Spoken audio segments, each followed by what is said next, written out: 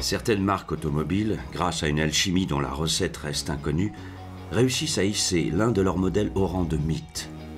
Il y a Ford avec son Model T, Volkswagen et sa coccinelle, Austin dont la Mini est devenue légendaire, Renault avec sa 4L, Porsche et sa 911 et la 205 de Peugeot. Pourtant, malgré des hauts près des étoiles et des bas plus que préoccupants, une marque a réussi à faire entrer plusieurs modèles dans ce panthéon, Citroën. La traction avant, la 2 chevaux, la DS, la SM. Citroën est devenu le symbole d'une des plus grandes aventures industrielles du XXe siècle. Aujourd'hui, faire une voiture pour laquelle il y aura autant d'émotions autour, comme au lancement au Salon de Paris 55, je sais pas, il faudra peut-être faire une voiture sans roues, une voiture qui vole. Faite d'avant-garde marketing et de problèmes sociaux, de design révolutionnaire et de faillites retentissantes. À cette époque, ce qui était extrêmement agaçant, c'est que tous les matins, ou quasiment tous les matins, on vous demandait, bon, quand est-ce que vous allez fermer Citroën? D'innovation technologique et de problèmes techniques. Elle est sans doute la marque automobile la plus collectionnée au monde et celle qui compte le plus d'inconditionnels.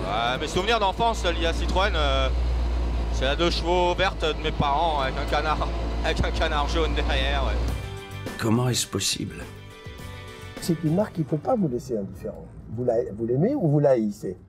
Tout commence quand les Lemonmen, des vendeurs de citrons d'origine hollandaise, s'installent en France à la fin du 19e siècle. La famille francise son nom en Citroen. Quelques années plus tard, le père du jeune André Citroen se suicide après avoir fait une mauvaise affaire. C'est son premier drame familial, il a 6 ans. Alors que l'enfant fait ses études au lycée Condorcet, un tréma est rajouté sur le E de Citroen qui devient Citroën. Ce changement d'orthographe est probablement un choix de la famille.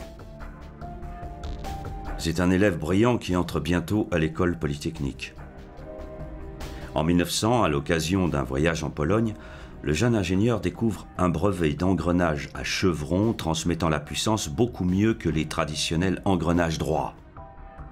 André Citroën achète ce brevet et crée sa première entreprise en 1902, les engrenages André Citroën. Ces chevrons deviendront l'emblème de la marque. En 1908, il est appelé par les dirigeants de Morse pour redresser cette marque automobile. Pour y parvenir, il rend visite à l'inventeur de la construction automobile de masse, Henry Ford.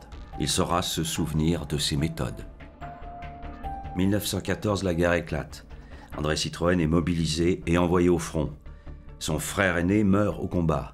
Traumatisé par cette tragédie et effaré par le manque de munitions de l'armée française, il propose au ministère de la Guerre de fabriquer des obus de manière industrielle.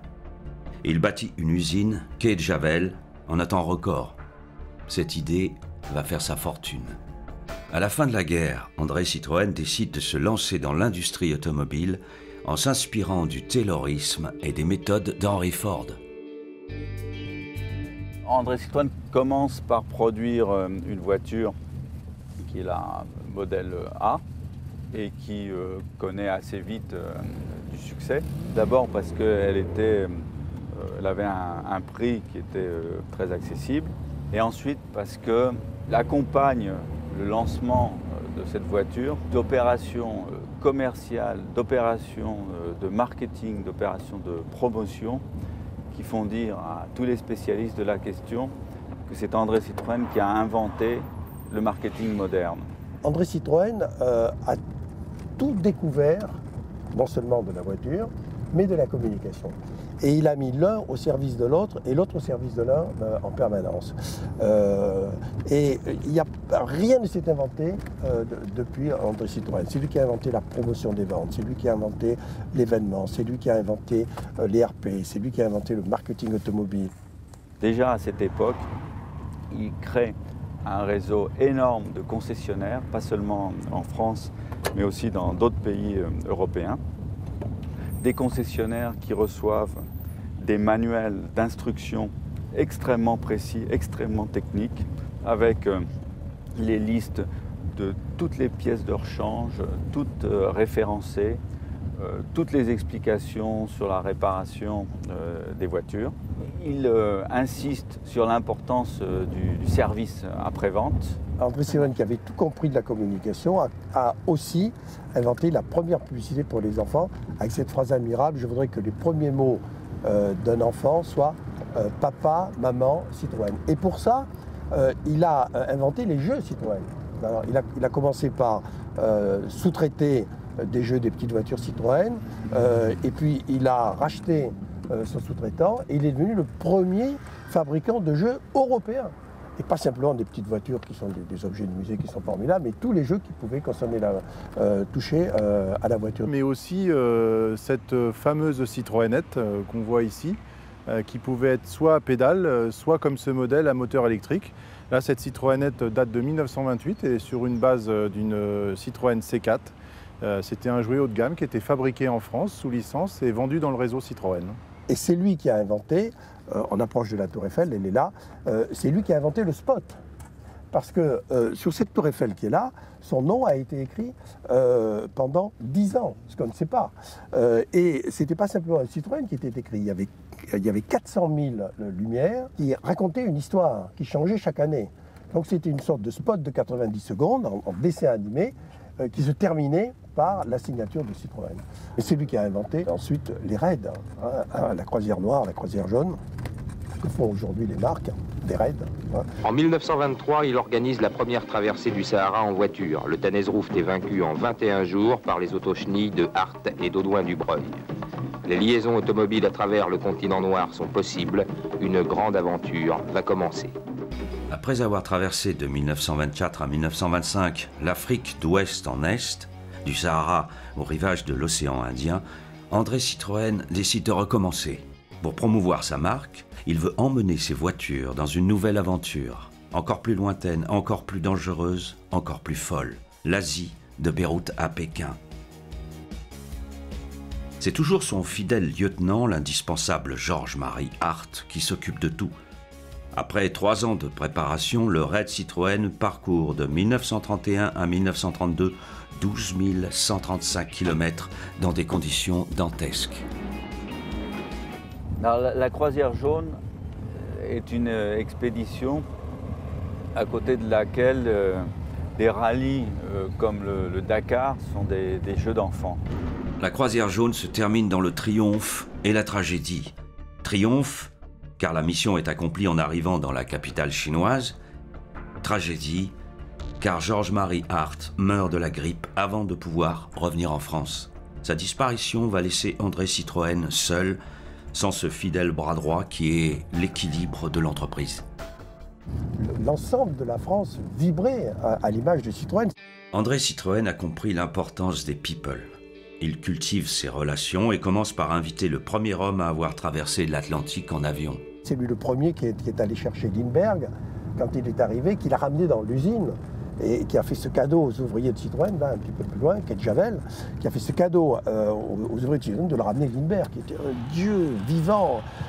Et la journée a été chômée. Il a déjeuné au réfectoire avec tous les ouvriers de Citroën. La marque, il a rendu cette marque mythique avant même que la publicité lui mette son sceau. Après Lindbergh, c'est Joséphine Baker qui est invitée à visiter l'usine. La belle voiture Citroën avec son confort, plaisir d'amour, tu appelles on oublie la Citroën dure toute la vie.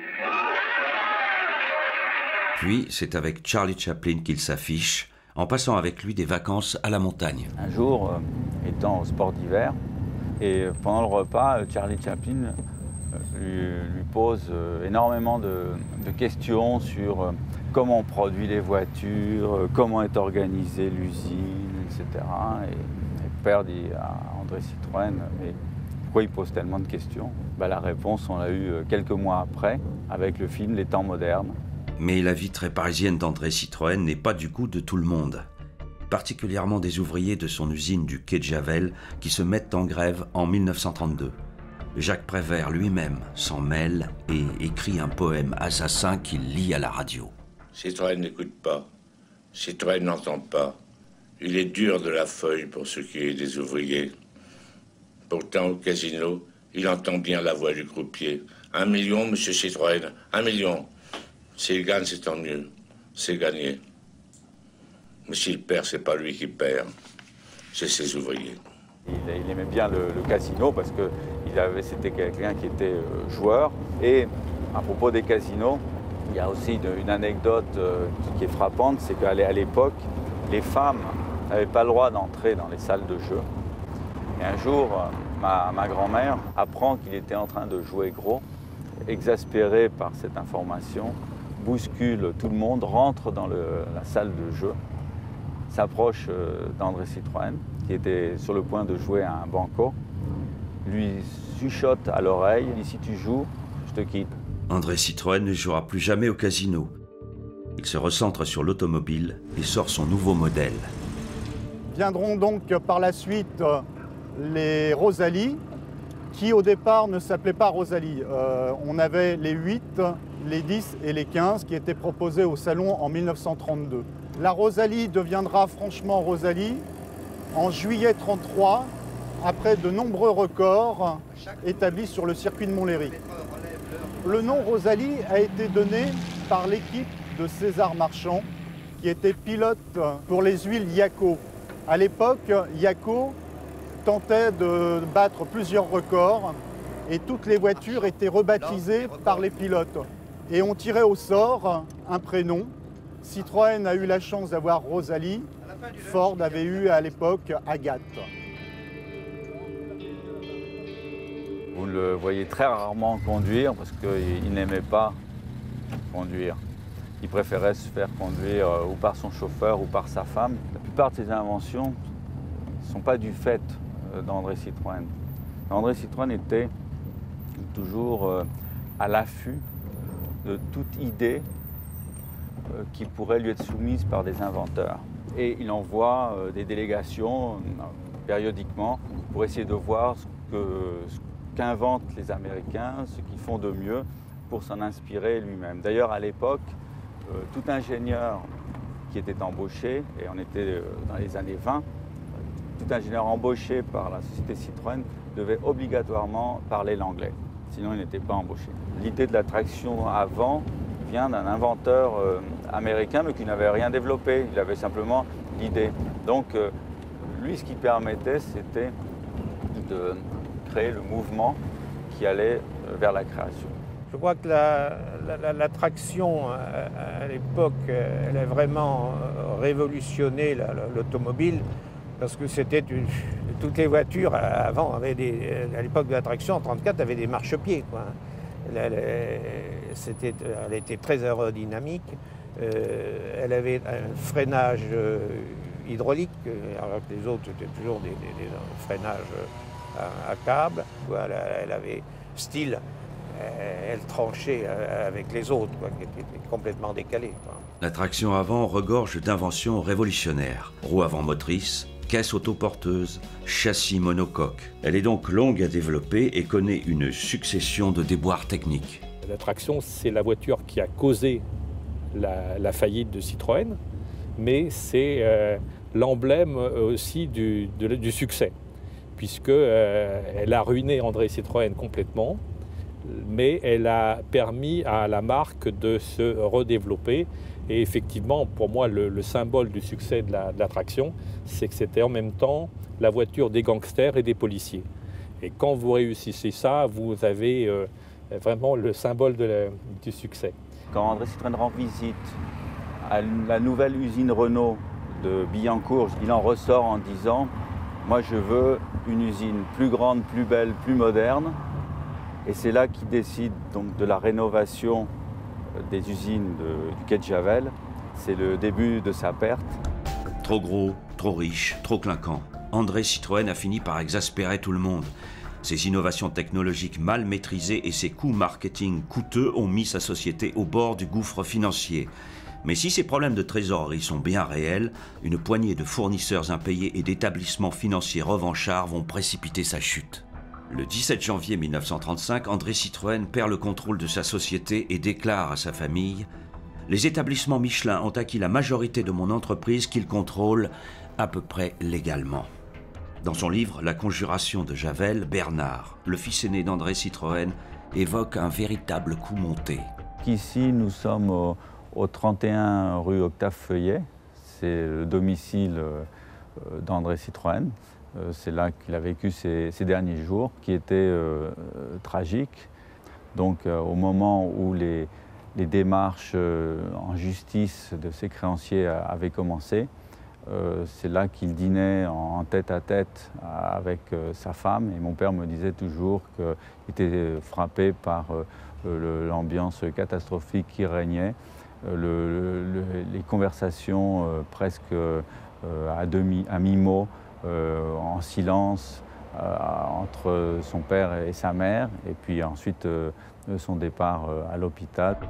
Le 3 juillet 1935, André Citroën meurt d'un cancer. Moins d'un an plus tard, la traction avant, enfin débarrassée de ses problèmes de jeunesse, décolle commercialement. André Citroën n'aura jamais connu son succès. La traction va être le premier modèle mythique de Citroën.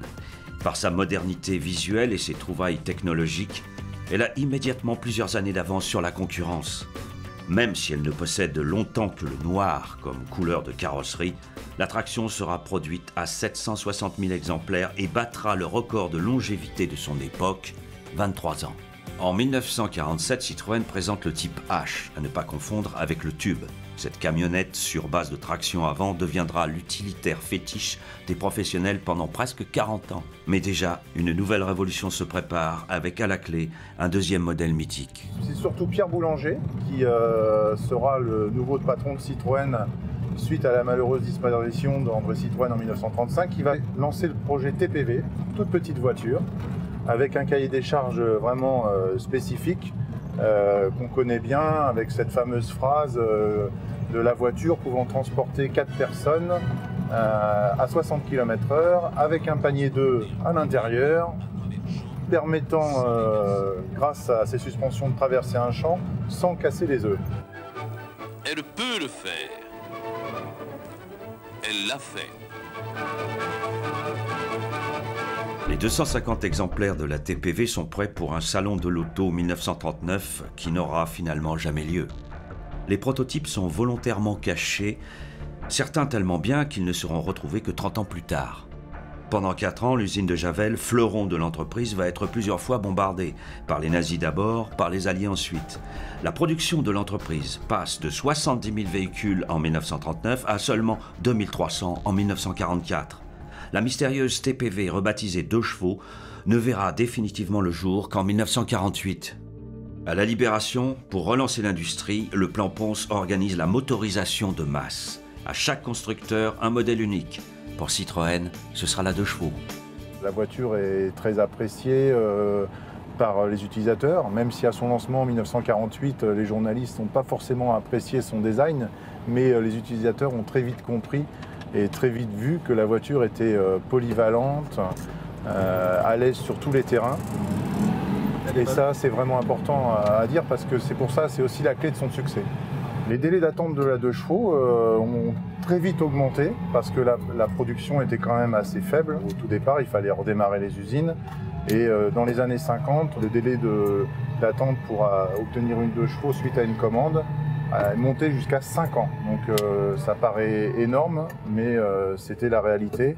Sur les 5 114 962 2 chevaux fabriqués par Citroën, plus d'1 240 000 ont été des fourgonnettes. Donc c'est à noter, et ces fourgonnettes ont rendu de très très grands services pour les artisans, mais aussi les agriculteurs, et donc ont participé à la croissance et à la vie économique de la France. Pour ma première année de fac, j'ai été major. Ce qui a complètement renversé mes parents, qui étaient médecins à Perpignan, et qui m'ont fait le cadeau suprême, ils m'ont offert une 2 chevaux. Et je suis immédiatement parti, 15 jours après, la casser sur les routes de l'aventure. J'étais passionné d'aventure, de raideurs de chevaux qui commençaient à peine. Hein. Il y avait 2 Lyonnais, Cornet et Lochon, qui avaient traversé l'Amérique du Sud. Mais ça m'a mis la puce à l'oreille que finalement, les pays se touchaient, que rien n'était plus facile que d'en faire le tour. Et à partir de là, pourquoi pas en faire le tour du monde? Il y a quand même eu des modèles spécifiques tout au long de la vie de la 2 chevaux. On sait que la fourgonnette a tenu un rôle important. Mais il y a eu sur la berline, par exemple, il y a eu la fameuse 2 chevaux Sahara étudié à la fin des années 50 et commercialisé au début des années 60. Il y a eu très peu d'exemplaires, 694 exemplaires. Et puis dans les 2 chevaux un petit peu insolites, il y a eu des séries spéciales qui ont marqué la vie de la 2 chevaux. On sait que Citroën a lancé la fameuse 2 chevaux Spot en 1976. Et puis il y en a eu d'autres. Il y a eu la 2 chevaux France 3, la 2 chevaux Cocorico, la 2 chevaux Perrier en Belgique, la 2 chevaux 007 suite au film de James Bond de 1981, Rien que pour vos yeux.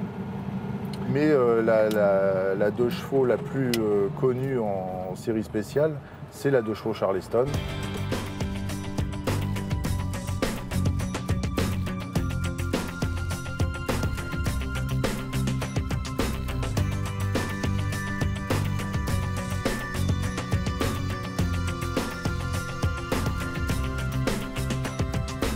Sorti au tout début des années 80. Au départ, ça devait être une série spéciale, mais qui a eu tellement de succès que Citroën l'a inscrite je dirais, au catalogue normal de la 2 chevaux.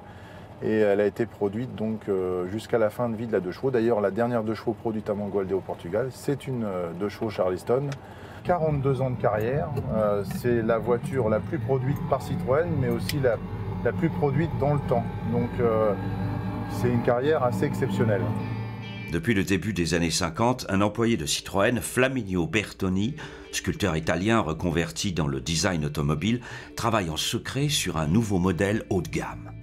Dans la maison depuis 20 ans, ce dessinateur de génie, quasi homonyme du designer Bertone et qui pourtant n'a rien à voir avec lui, a déjà participé à la conception de la traction et de la 2 chevaux.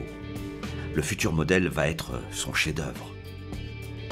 Au salon de l'auto 1955 au Grand Palais sort un ovni au nom immortel et à la silhouette révolutionnaire, la DS. Critique dithyrambique, commandes en pagaille, succès commercial immédiat. La DS est un choc qui durera 3 décennies.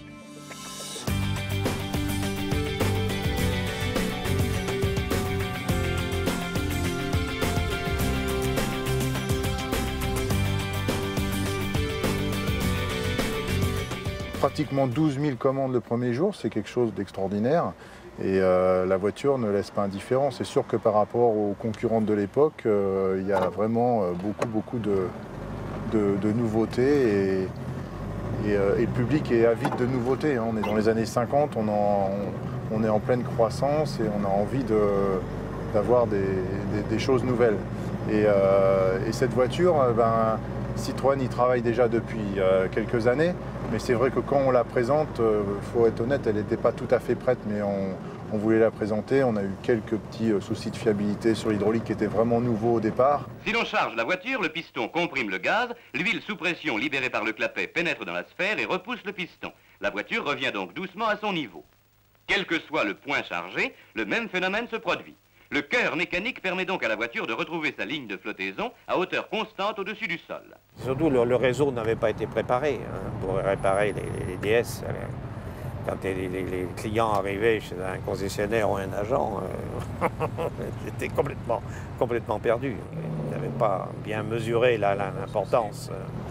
La DS a une belle histoire commercialement, mais elle est aussi rentrée dans l'histoire parce que le général de Gaulle a utilisé cette voiture comme tout au long de son mandat de président de la République. Et cette voiture lui a sauvé la vie, puisque lors de l'attentat du Petit Clamart, en août 1962, la voiture a été criblée de balles. Des pneus ont été touchés, donc étaient crevés. Et grâce à la suspension hydraulique, la voiture a maintenu son cap.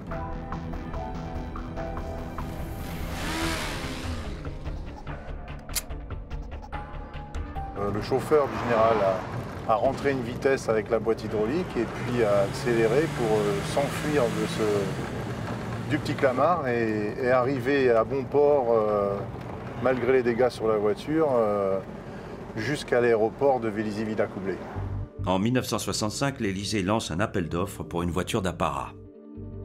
Alors, un PR, à ce moment-là, on va avoir une nouvelle demande de l'Élysée pour envisager de faire un véhicule, véritablement un véhicule pour l'Élysée, comme ça se faisait précédemment. Je me suis rendu compte dans l'étude que c'était vraiment un véhicule qui était personnalisé autour du personnage qui était le général de Gaulle. Le général de Gaulle aimait bien la DS en elle-même, il voulait une Citroën. Donc on s'est mis en phase de lui réaliser une DS plus grandiloquente. Elle a une certaine élégance de par sa longueur. Si elle doit faire 1,76 m de haut, 2,13 m de large et 6,53 m de long. L'appel d'offres sera remporté par Citroën grâce à un argument choc d'un de ses employés. En effet, il glissera à l'oreille du général de Gaulle que sa super DS mesurera 3 cm de plus que la Lincoln du président américain Lyndon Johnson. Il n'aimait pas tellement cette vitre fixe et puis c'était pas son style, tout ce qui était un peu apparat, on dira bling bling aujourd'hui peut-être, je sais pas. Mais voilà, c'était plus des DS normales. Par contre, le général de Gaulle a eu des DS un petit peu modifiées, parfois avec des DS complètement découvrables, qui lui permettaient de saluer la foule. Donc il y a eu quelques aménagements pour des DS, pour certains voyages officiels, mais la DS était présente tout au long de sa vie politique. Sans oublier la fameuse finition Palace, apparue au milieu des années 60, qui a permis à la DS d'être vraiment dans le haut de gamme, avec des finitions possibles en cuir, avec la possibilité d'avoir la climatisation. Il y a même eu la version Prestige avec une séparation chauffeur entre le chauffeur et les passagers. Et dès 1959, sur le catalogue DS, il y avait la possibilité, dans cette version Prestige, de demander l'installation du téléphone, qui avait une portée un peu limitée, et ça marchait surtout dans Paris intramuros. Mais il faut le noter, dès 1959, il y avait cette possibilité.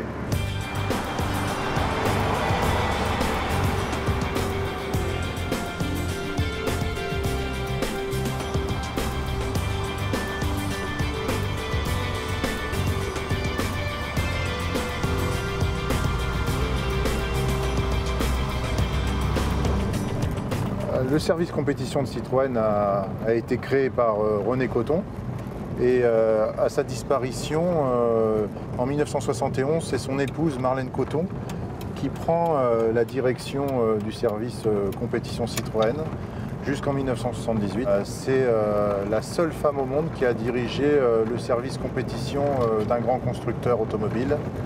Donc c'est vraiment encore quelque chose d'innovant. On parle souvent d'innovation chez Citroën pour la technologie, mais aussi dans l'organisation, que ce soit le service compétition créé au début des années 60 ou la façon dont il a été dirigé après, c'est aussi une innovation. La DS a aussi eu son heure de gloire en sport. C'est pas une voiture qui a été forcément conçue pour le sport automobile, mais très vite, à sa sortie, certains pilotes s'y intéressent parce qu'ils voient l'avantage de la suspension hydraulique très confortable. Et dès 1959, elle remporte le fameux Monte Carlo avec Paul Coltelloni à son volant.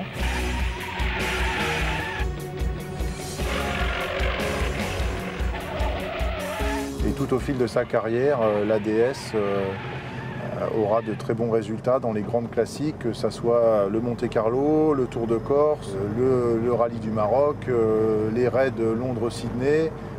C'était vraiment une voiture qui a été un peu transformée, elle a été raccourcie pour être plus performante, mais la suspension hydraulique est toujours restée et a permis de très bons résultats.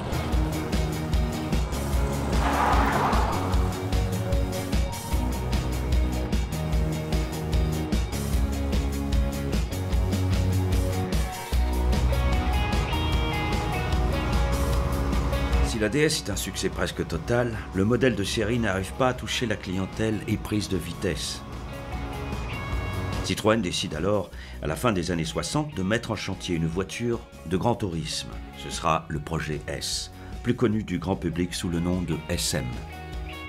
J'ai pris connaissance de l'existence d'un local au bureau d'études Citroën rue du Théâtre qui suscitait beaucoup d'intérêt parce qu'on développait le projet DS Sport, le projet S.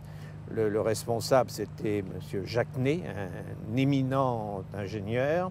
Et tous les jeunes mécaniciens, moi j'avais à l'époque, je sais pas, j'avais 22, 23 ans, on voulait travailler dans ce local parce qu'à l'intérieur de ce local, il y avait des prototypes DS, des coupés de porte, des cabriolets. Il y avait des moteurs double embarquement en tête, des moteurs 4 soupapes par cylindre, Citroën, qui développaient 130, 140 chevaux, alors que les DS à l'époque, au maximum, ça faisait 100 chevaux et des prototypes qui approchaient les 200 km/h, alors que la vitesse de DS à l'époque, c'était 150, 160 km/h. Donc du coup, ils se disent, il y a à la place pour non seulement une remplaçante de la DS, mais une super DS. Parce que non seulement la DS se vend bien en fin de carrière, mais en plus, ce sont les modèles de haut de gamme qui se vendent le mieux. Donc ils font la Citroën SM. Pourquoi Citroën SM avec Maserati? Pour une bonne raison, c'est qu'il y avait des liens économiques avec plus ou moins avec le groupe Fiat à l'époque, avec l'automobile italienne. Alors là, il faut un V6, il faut quelque chose qui ait une puissance importante. Ça sera une voiture de haut de gamme. La SM, c'est une voiture qui convient parfaitement à l'époque.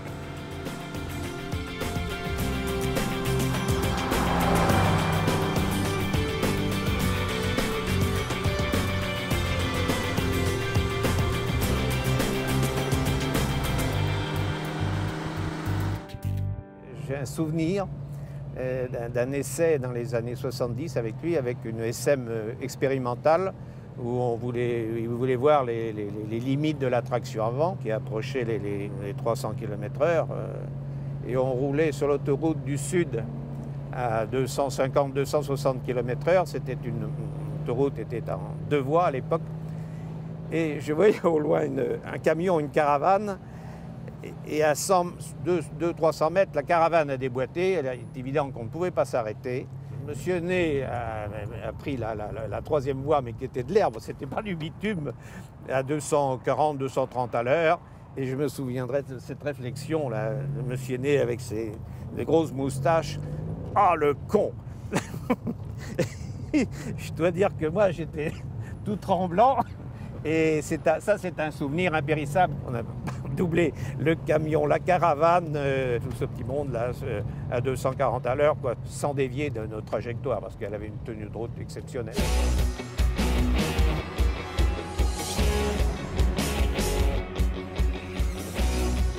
À la demande de Georges Pompidou, le bureau d'études Citroën et le carrossier Henri Chaperon fabriquent 2 SM cabriolets 4 portes. Ces voitures ont été utilisées par les présidents Pompidou, Giscard d'Estaing, Mitterrand et Chirac.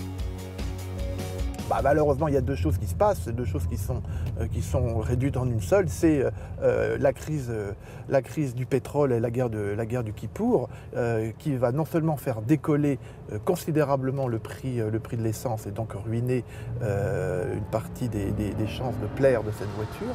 Et puis, tout simplement, il y a un ralentissement économique, il y a une crise économique, et cette voiture ne va pas passer la rampe. Ajoutons à cela, en 1973, l'entrée en vigueur des limitations de vitesse qui, évidemment, ne plaident pas pour ce genre de voiture.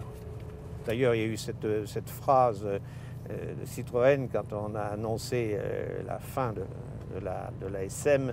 Elle est née de la vitesse et morte avec la vitesse. Les partenariats industriels entre Citroën et Peugeot se succèdent pendant toutes les années 60. Et en 1974, les 2 constructeurs sautent le pas.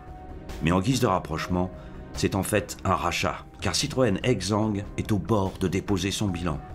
Les déboires techniques du nouveau moteur rotatif l'ont plombé. La DS, son modèle phare, arrive en bout de course. La 2 chevaux a 3 décennies au compteur et aucun nouveau modèle n'a véritablement repris le flambeau. La SM est un échec commercial cuisant.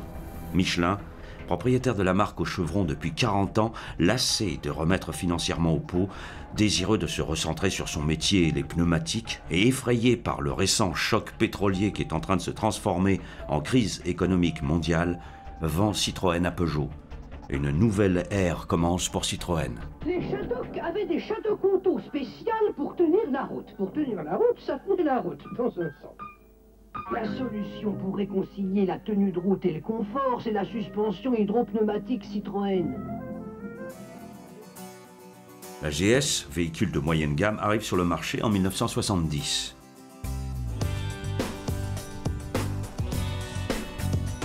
Elle se vendra pendant plus de 15 ans à 2 300 000 exemplaires. La CX, voiture haut de gamme, qui tente de remplacer la DS, sort, elle, en 1974 et dépasse le million d'unités vendues.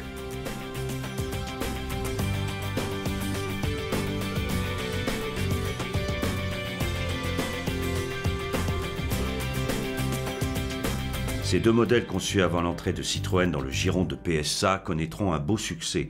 Mais malgré tout... Le couple Peugeot-Citroën ne marche pas bien parce que on a le sentiment que Peugeot essaye de faire un Peugeot bis, un tout petit peu plus original et un tout petit peu moins cher. On a l'impression que Peugeot a un peu peur de la personnalité de Citroën et que Citroën a même presque peur de sa propre personnalité parce que les gens de Citroën font des voitures qui ont un petit peu peur de leur ombre. Citroën a peur de faire du Citroën. Après est arrivé à la tête de Citroën Georges Faconnet qui a été le grand patron qui a lancé Citroën, relancé Citroën dans les années 78-80. Je vous propose quelque chose. Pendant 6 mois, vous me laissez seul sur le coup. Mais vous allez voir, je vais me défoncer comme jamais un publicitaire ne s'est défoncé pour une marque. Il va mettre une condition à cette collaboration, c'est que j'abandonne la campagne de François Mitterrand. Puisqu'on est en septembre 80, et il dit que vous ne pouvez pas à la fois travailler pour une grande marque privée et puis pour une partie politique, qui soit de droite, qui soit de gauche. Et je l'ai supplié, j'ai dit, vous ne pouvez pas me priver de ça. C'est la première fois qu'un publicitaire français a la chance de faire une campagne professionnelle pour un politique, ça va marquer l'histoire, mais je n'en parlerai pas. Alors il a dit, écoutez, bon, je veux bien me laisser faire, mais il faut que votre client, il parlait de François Mitterrand, roule en Citroën, parce qu'il roulait en Peugeot. Alors je suis allé frapper à la porte de François Mitterrand, je dis, Monsieur le Président, je ne peux pas continuer à faire une campagne, sauf si vous acceptez de rouler dans une Citroën. Ah bon, mais pourquoi? Puis il s'est marré quand il a appris l'histoire.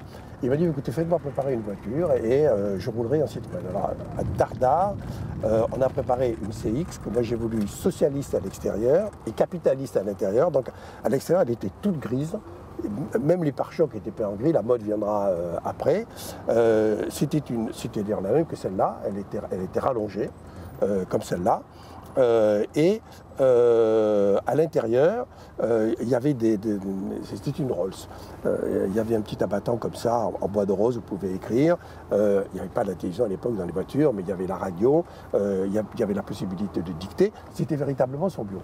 Et donc il a eu la plus belle voiture qui soit. À défaut de design innovant, les années 80 chez Citroën sont celles de la créativité publicitaire.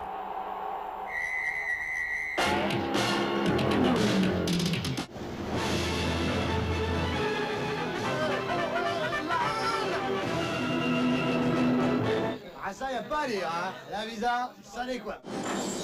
Ce film se fera grâce à l'intervention du président Mitterrand.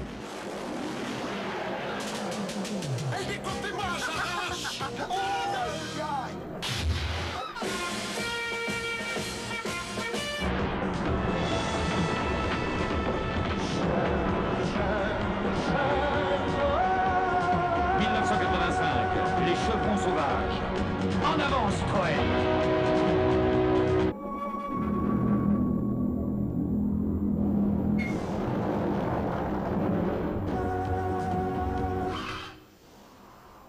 Alors, vous la trouvez comment, ma nouvelle Citroën?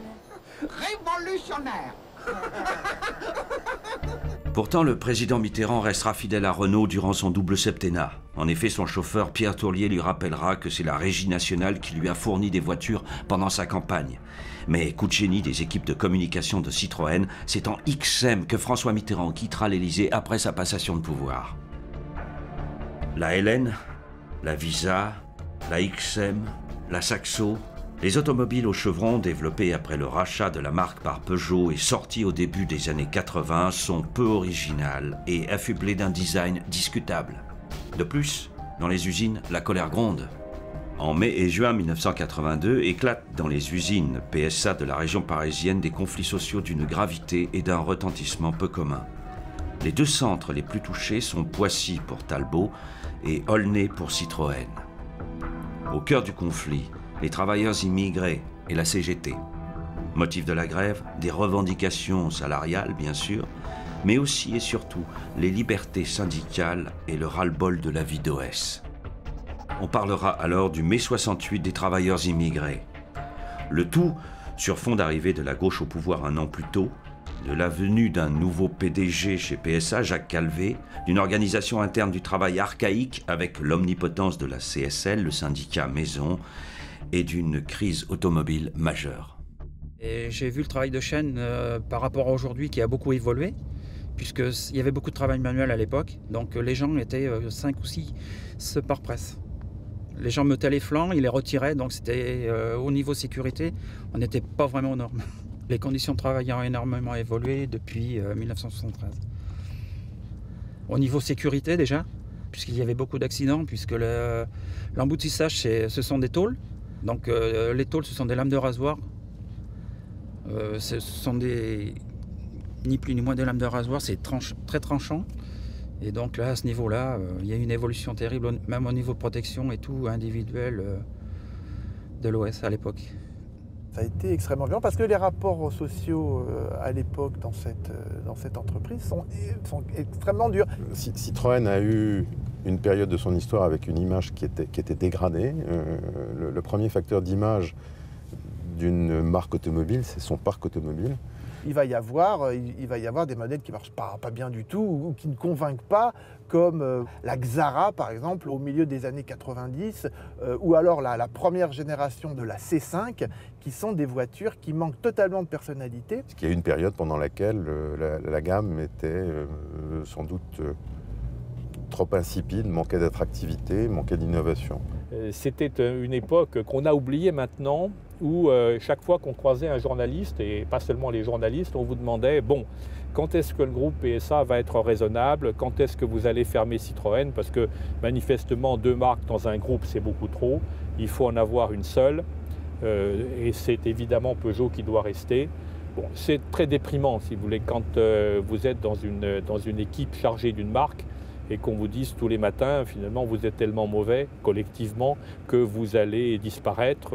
La seule question, c'est la date. Les choses vont commencer à changer au milieu des années 90, et on peut considérer que l'artisan de la réhabilitation, si j'ose dire, de Citroën, c'est largement Jean-Martin Fols, qui va arriver dans le groupe avec un œil complètement neuf. Dans ce cas-là, vous cherchez toujours quels sont les points forts et les points faibles. Bon, les points forts, il y avait une bonne équipe, c'est sûr. Il y avait un très bon réseau. La preuve, c'est que en véhicule utilitaire, les résultats étaient très corrects. Ça veut dire que le réseau était capable de travailler. Donc ce qu'on a décidé, c'était 2 choses. D'abord, de faire tous les efforts qu'il fallait pour vendre les produits que nous avions, sans nous poser de questions sur ceux qu'on aurait pu avoir. Et puis pendant ce temps-là, essayer de refaire complètement la gamme avec le moins de modèles possible, parce qu'on avait de l'argent, mais on n'en avait pas sans limite. C'est à cette époque-là qu'on a choisi d'appeler les modèles C1, C2, C3, en faisant la liste a priori, même si dans la réalité, on a commencé par C3. Un autre élément qui était nécessaire, c'était de faire évoluer l'image de la marque, notamment en direction des jeunes. Et pour faire ça, on a choisi de s'engager en compétition, ou de se réengager en compétition, parce que Citroën avait eu de très très bons résultats en rallye raid, mais on avait été obligé de quitter les rallye raid, et on a décidé de s'engager en rallye. Et Guy Fréquelin, qui était en charge de cette activité, a eu un flair absolument remarquable en découvrant Sébastien Loeb. J'ai découvert Sébastien Loeb dans nos formules de promotion, au rallye d'Alsace, donc un rallye qui était dans sa région, où il faisait les temps de Jean-François Béringuet, qui était l'étalon de nos formules de promotion. Et à partir de ce moment-là, j'ai suivi ses résultats. Il survolait les spéciales, il allait se placer dans les spéciales, regarder les passages, analyser, etc. quoi. Donc c'est vrai que c'était... on avait toujours un peu son compte rendu où il disait tiens, la voiture fait ci, la voiture fait ça, j'ai trouvé que ça survirait, il faudrait peut-être essayer. Donc il était omniprésent, on va dire. Alors le bout de chemin, ça a été d'abord le championnat de France des rallyes avec la Xara en 2000. Le gros coup de main, ça a été que Citroën m'a mis à dispo une voiture pour faire le championnat de France asphalte avec la Xara Kit-Car en 2001. Et donc j'ai gagné le championnat et ça a été un peu le déclenchement de ma carrière. Puis après 2001-2002 où on a commencé à faire quelques courses en championnat du monde. J'en étais arrivé là grâce à Citroën, grâce à Guy Fréquelin qui m'avait donné ces opportunités. Je ne me voyais pas partir ailleurs alors que Citroën me proposait au final ce qu'ils avaient de mieux à me proposer parce qu'ils s'engageaient que sur une demi-saison. Donc ils ne pouvaient pas me proposer plus. Et 2003 où je l'ai engagé sur une saison complète où il échoue d'un point au championnat pilote et où Citroën est champion du monde des constructeurs dès la première année de l'engagement de la marque. Puis a suivi 2004 où il est champion du monde, 2005 où il est champion du monde, 2006, 2007, 2008, 2009 et aujourd'hui 2010 où il est encore en tête du championnat. Mon objectif en rallye, c'est pas de battre des records, j'en ai assez battu, je veux dire, il n'y a pas de... Aujourd'hui, si je roule, c'est parce que j'aime ça, c'est parce que je prends du plaisir et puis avant tout, c'est ça ma motivation. Donc pour l'instant, tant que j'aime ça et tant que je m'éclate dans mon métier, je continue. Le jour où j'aurai l'impression que ça m'apporte plus autant de bonheur, j'arrêterai. Donc aujourd'hui, je ne peux pas dire quand ce sera. Il a parfaitement réussi de choisir Sébastien, d'abord parce que c'est un très bon pilote, et puis surtout parce qu'il a un contact, un aspect qui est extrêmement favorable pour la marque. Associé à son copilote de toujours, Daniel Elena, Sébastien Loeb est devenu le plus grand pilote de rallye de tous les temps. Je vois un très bel avenir au sport automobile, ou pour moi, dans le sens où l'industrie automobile est en pleine mutation, avec les nouvelles technologies qui vont arriver, que ce soit l'hybride, l'hydrogène, le tout électrique. Et effectivement, ça va permettre de relancer le sport automobile qui aujourd'hui est au bout d'un système.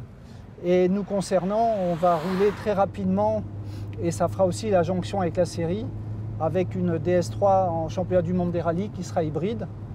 Et à terme, pourquoi pas des voitures toutes électriques. On a montré la Survolt au Salon de Genève.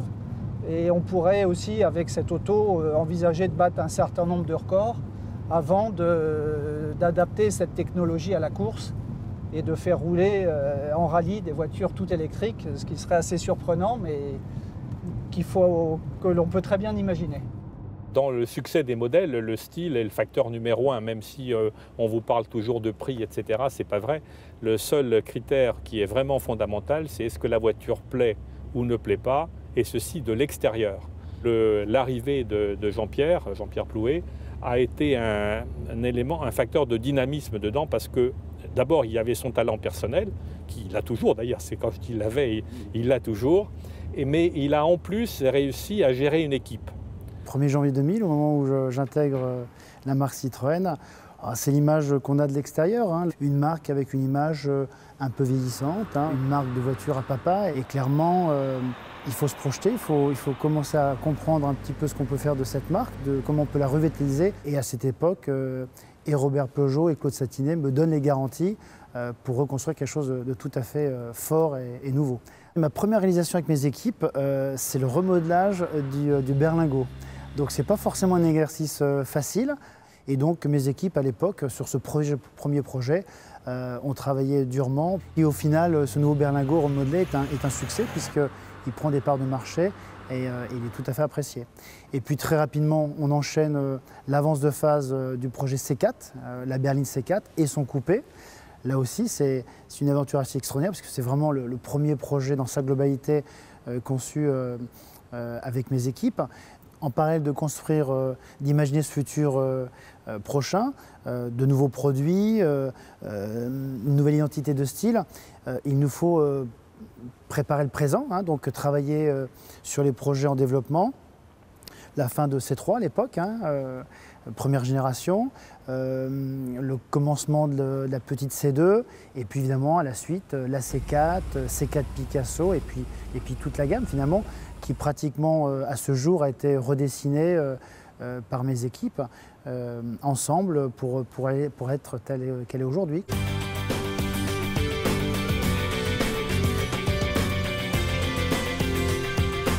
Nous sommes à l'intérieur d'une C6 parce qu'effectivement c'est la voiture de la gamme que je préfère, pas parce que c'est la plus grosse, c'est pas ça le raisonnement, c'est parce que ça a été probablement la plus difficile à faire réaliser. Difficile d'un côté en termes d'investissement, parce que c'est un investissement lourd avec dès le début des volumes de production prévus qui étaient très faibles, et puis un très grand pari sur notre capacité technique, parce qu'on ne fait pas des voitures de haut de gamme avec exactement les mêmes critères que les autres. Ce n'est pas un succès commercial, sauf que les acheteurs qui l'ont acheté sont très contents de cette voiture. Pas sûr qu'on l'ait estimé à sa véritable dimension. C'est la voiture qui reprend le mythe. Voiture qui a un peu raté son démarrage, peut-être parce qu'elle était trop chère, parce qu'elle était différente. Le marché du haut de gamme, il est allemand, hein, donc ce qui est triste, si vous voulez, c'est qu'on a essayé de faire une voiture qui ne ressemble pas aux allemandes, c'est-à-dire qu'elle s'en distingue assez nettement. Bon, le succès est moyen, c'est une présentation douce. En 2010, Citroën décide, tout en conservant les modèles C, de la C0 à la C6, de lancer la gamme DS, résolument moderne. Plus luxueux, branché et personnalisable, le premier modèle sorti est la DS3. C'est vrai que la DS3, par exemple, même si l'utilisation du terme de DS est vraiment du marketing poussé à l'extrême, mais en tout cas cette voiture, elle renoue avec une forme d'audace, une forme de prise de risque que Citroën a oublié pendant un certain nombre d'années. En 2009, quand je suis devenu directeur général de Citroën, 2009 c'était quasi le milieu de la crise. Certes, il y avait une prime à la casse qui soutenait le marché, mais c'était en pleine crise. Je dirais le challenge, il est double. Il est de faire de Citroën une marque qui respecte complètement son ADN, son histoire, et de la projeter vers le futur. Citroën est une marque qui a été créée par quelqu'un d'extraordinaire, qui était André Citroën, qui était innovant dans nombre de domaines, d'un point de vue technique bien sûr, mais aussi d'un point de vue marketing. L'innovation, je crois, c'est dans les gènes complètement de la marque Citroën. Je dirais qu'il y a une vraie culture Citroën qui est différente de celle de Peugeot, qui est faite d'innovation, de créativité, de combat. Citroën est une marque qui, au fil des années, a une histoire pas toujours limpide et de temps en temps un peu tumultueuse. Cette culture de bagarre, de combat, d'innovation se ressent encore aujourd'hui dans la marque. Certaines marques automobiles réussissent parfois à créer un modèle culte. Citroën, elle, y est parvenue plusieurs fois. Comment? Hasard peut-être, chance sans doute, compétence et modernité évidemment. Mais les autres constructeurs peuvent aussi utiliser ces ressorts, et certains n'y arrivent pourtant jamais. Alors, est-ce l'aura d'André Citroën qui continue de planer sur cette entreprise? Est-ce son goût pour l'innovation technologique et les trouvailles marketing qui restent pérennes? Est-ce sa clientèle qui s'apparente davantage à une famille de fans qu'à de classiques acheteurs? Est-ce le fait d'avoir été si souvent près du précipice qui lui donne cette capacité à renaître? Alors pourquoi cette marque Citroën est-elle tellement mythique? Parce que c'est un peu la marque France. Chacun de nous a un peu de Citroën en lui, et Citroën a un peu des Français dans ses qualités, dans ses défauts. C'est une marque qui est très créative, qui est exubérante, qui prend des risques, qui parfois prend des gadins, qui a eu une certaine arrogance qu'elle a perdue maintenant, qui fait passer les idées avant l'argent, qui est toujours à la pointe de la modernité et qui a ce confort bien français et surtout cette élégance, cette French touch. En tout cas, en ce 21e siècle, la France reste aujourd'hui l'un des rares pays à posséder encore 3 constructeurs généralistes. Et Citroën, longtemps considéré comme le vilain petit canard de l'automobile, semble encore être présent pour longtemps.